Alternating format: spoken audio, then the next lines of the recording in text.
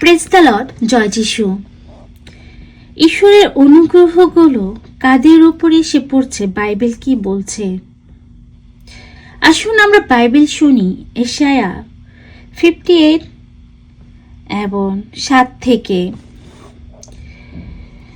খুদীদের সঙ্গে তোমার খাদ্য ভাগ করে নেওয়া, গৃহিণী দানহীনদের আশ্রয় দেওয়া, উলঙ্গকে দেখলে তাকে বস্ত্র পরিয়ে দেওয়া, তোমার আপন জাতির মানুষের প্রতি বিমুখ না হওয়া,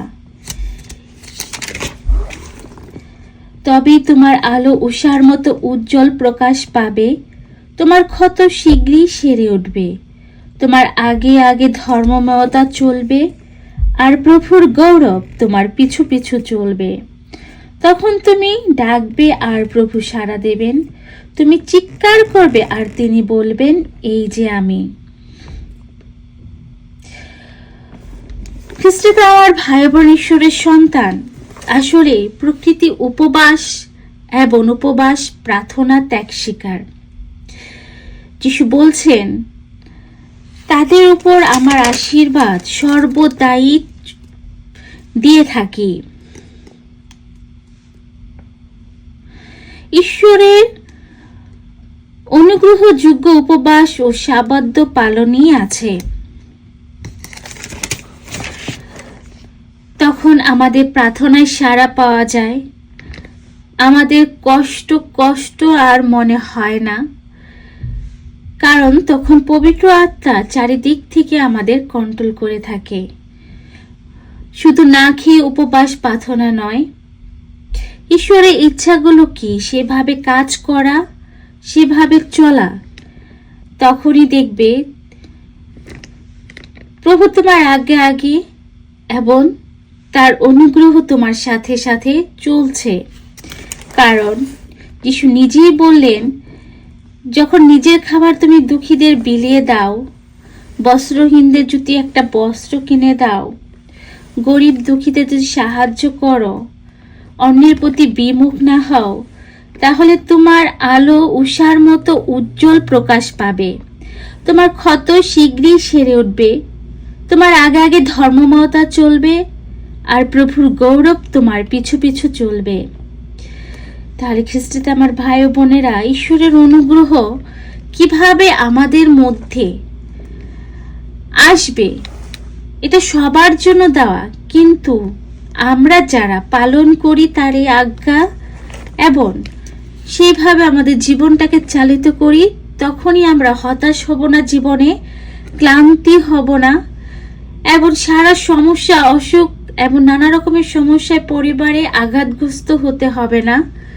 সমস্যাগুলো এলো তার ঊর্ধ্বে যেতে পাবো, শক্তি পাবো, মন বিচলিত হবে না, ভেঙে পড়ে থাকবে না, কারণ তোমার মধ্যে সে অনুগ্রহ কাজ করা শুরু করবে। তাই খ্রিস্টে আমার ভাই ও বোনেরা, আমরা যেন সেভাবেই জীবনযাপন করে এবং তার অনুগ্রহ আশীর্বাদ লাভ করতে পারি, জীবনে ভেঙে না পড়ি ছোটখাটো ব্যাপারে, এবং কষ্টকে চেপে না রাখি, অন্যকে দোষারোপ না করি, শুধু নিজেই করি নিজেই বলি, এমন মনোভাব থেকে বের হয়ে এসে একবার প্রভুর দিকে তাকিয়ে নিজের জীবনযাপনটা প্রভুর চিন্তার মতো করে চালিত করতে চেষ্টা করি, তখনই দেখবে প্রভু তোমার আগে আগে তার গৌরব, তার মহিমা, অনুগ্রহ তোমার সাথে সাথে চলছে। প্রভু তোমার পথ দেখিয়ে নিয়ে যাবে। যিশু বললেন, তখন তোমার মধ্যে থেকে জুয়াল অঙ্কুরিত ও সততাপূর্ণ কখনো দূর করে দেওয়া হবে। যদি ক্ষুধিতের জন্য নিজেকে বিলিয়ে দাও, যদি দুঃখীর অভাব মিটিয়ে দাও, তবে অন্ধকারে তোমার আলো উজ্জ্বল হয়ে উঠবে। প্রভু তোমায় নিত্যাই চালনা করবে, দ্বন্দ্বভূমিতে তোমার প্রাণ পরিতৃপ্ত করবে, তোমার হাতে পুনর্জীবিত করে তুলবে, আর তুমি জলস্রোত উদনের মতোই হবে, এমন উষার ধারার মতো হবে, যার জল কখনো শুকিয়ে যাবে না। তার মানে পবিত্র আত্মার অভিষেক এবং অনুগ্রহ তোমার মধ্যে থেকে কখনো কমেই যাবে না, সর্বদাই সেটা বাড়তেই থাকবে, ঝরতেই থাকবে।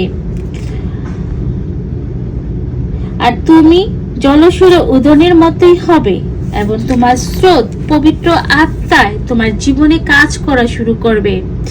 তোমার চিন্তায়, তোমার ভাবনায়, তোমার জীবন যাপনে অন্য ব্যক্তি বুঝতে পারবে, ঈশ্বরের উপস্থিতি অনুভব করতে পারবে। তাই খ্রিস্টে আমার ভাই ও বোনেরা, নিজেকে একবার অনুতাপ্ত হৃদয়ে প্রভুর কাছে সমর্পণ করে দেই এবং সত্যি যেন আমরা অন্যের জন্য কাজে লাগতে পারি। নিজেদের অর্থ যেন অন্যের জন্য কিছুটা রাখি। গরিব, দুঃখী, অসহায় শুধু নিজের জন্যই ব্যবহার করে খেয়ে ফেললে আমরা কিছুই করতে পারবো না। আমরা সেই রাজার এবং সেই ভিখারির মতো হয়ে, যে ভিখারি স্বর্গরাজ্যে স্থান পেল, যে রাজা নরকে পড়ে গেল, তার মতো জীবন যাপন যেন আমরা পৃথিবীতে না করে থাকি। শুধু খাবার, পোশাক, হই হাল্লা, পার্টি নিয়ে ব্যস্ত না থেকে মানুষের জন্য কিছু করে প্রভুর জন্য আমরা নিজেদের জীবন সমর্পণ করে তার দৃষ্টিতে যেন অনুগ্রহে আশীর্বাদের পাত্র হতে পারি, তার সন্তান হতে পারি এবং পৃথিবীতে আমরা যেন শয়তানের উপর রাজত্ব করতে পারি। তাহলে আমরা সমস্ত সমস্যার ঊর্ধ্বে যেয়ে এবং প্রভুর গৌরব কীর্তন করতে পারবো। আমাদের জীবন প্রভু সত্যি সেই আলোকিত করে তুলবে, যেভাবে বলেছে যে আমি তোমার আগে আগে চলবো এবং তোমার পিছে তোমার প্রভুর গৌরব এবং মহিমা, আশীর্বাদ তোমার উপর সর্বদাই থাকবে। পবিত্রতার অভিষেক কখনই তোমার কাছ থেকে কমেও যাবে না, সরেও যাবে না। খ্রিস্টে আমার ভাই ও বোনেরা, ঈশ্বরের বাণী যখন হৃদয়ে গেঁথে রাখবো, সে বাণী যখন অঙ্কুরিত হয়ে গাছ দেওয়া শুরু করবে, সেখান থেকে ফল এবং সেই পবিত্রতা জীবনে কাজ করা শুরু করবে। শুধু একদিন দুদিনে নয়, প্রতিদিনের চর্চায়, প্রতিদিনের উপস্থিত যেন আমরা প্রভুর উপস্থিত প্রতিদিন যেন আমাদের জীবনে পেতে পারি। তার জন্য আমরা প্রতিদিন করে পবিত্র বাইবেল পড়ে, তা ধ্যান করে এবং ঈশ্বরের ভালোবাসার অনুভব নিতে পারি। যীশু খ্রিস্টের বাণী এমন ভালোবাসা আপনার জীবনে পূর্ণতা নিয়ে আসুক। জয় যীশু।